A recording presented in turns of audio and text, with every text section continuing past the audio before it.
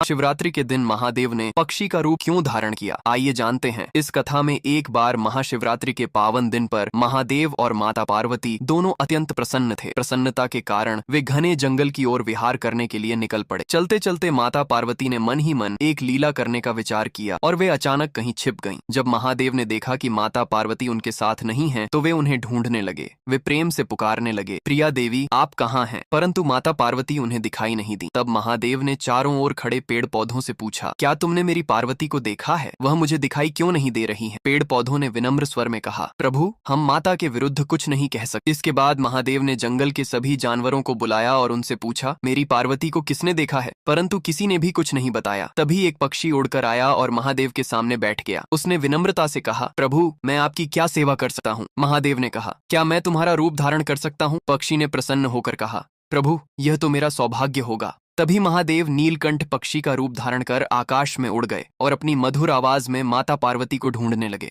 उसी समय माता पार्वती एक कमल के फूल के भीतर जाकर छिप गई। महादेव उस कमल के पास पहुंचे और बोले, देवी मैं इस फूल के भीतर नहीं आ सकता क्योंकि यह फूल आपको अत्यंत प्रिय है। यदि आप बाहर नहीं आएंगी तो मैं चला जाऊंगा। परंतु माता पार्वती ने कोई उत्तर नहीं दिया। महादेव उदास मन से जंगल की ओर लौटने लगे। जब माता पार्वती ने देखा कि महादेव सचमुच चले जा रहे हैं तो वे कमल से बाहर आईं और चुपचाप उनके पीछे चलने लगी। महादेव ने उनके कदमों की आहट सुनी और रुक गए। तभी माता पार्वती ने कहा, प्रिया स्वामी आप कहाँ जा रहे हैं? महादेव ने मुड़कर देखा तो माता पार्वती लज्जा से मुस्कुरा रही थी। तभी दोनों ने सर्प का रूप धारण किया और घने जंगल में नृत्य करने लगे। नृत्य करते करते महादेव के मस्तक से पसीने की बूंदें धरती पर गिरने लगी। माता पार्वती ने चिंतित होकर कहा, प्रिया स्वामी आपका पसीना इस भूमि पर गिर रहा है, इससे कोई अनर्थ न हो जाए। महादेव ने शांत स्वर में कहा, देवी चिंता मत करो। तभी पसीने की एक बूंद से एक और महादेव प्रकट हुए। उन्होंने आकर मूल महादेव के चरण स्पर्श की। फिर दूसरी बूंद गिरी और एक और महादेव प्रकट हुए। इस प्रकार लगातार पसीने की बूंदों से अनेक महादेव प्रकट होने लगे। यह देखकर माता पार्वती घबरा गईं। उन्होंने कहा, प्रिया स्वामी मुझे क्षमा करें, मैं आपसे हार गई हूँ। यह कहकर वे रोने लगी। महादेव हंसने लगे और बोले, देवी तुमने तो मुझे ढूंढ ही लिया। माता पार्वती ने कहा, मैं इतने सारे महादेवों को कहाँ रखूंगी? महादेव बोले, मैं स्वयं सबके लिए स्थान बना दूंगा। काशी विश्वनाथ, अमरनाथ और अन्य पवित्र स्थलों पर मैं अपने ही रूप में निवास करूंगा। वे स्थान सदा पवित्र रहेंगे क्योंकि वहां मेरे ही अंश प्रकट हुए हैं। यह कहकर माता पार्वती ने महादेव का हाथ थाम लिया। दोनों पुनः नीलकंठ पक्षी के ऊपर सवार होकर आकाश की ओर उड़ जाते हैं और माता पार्वती बोलती है, जो भी इस कथा को देख रहे हैं उसने मेरे महादेव के लिए लाइक और सब्सक्राइब नहीं किए हैं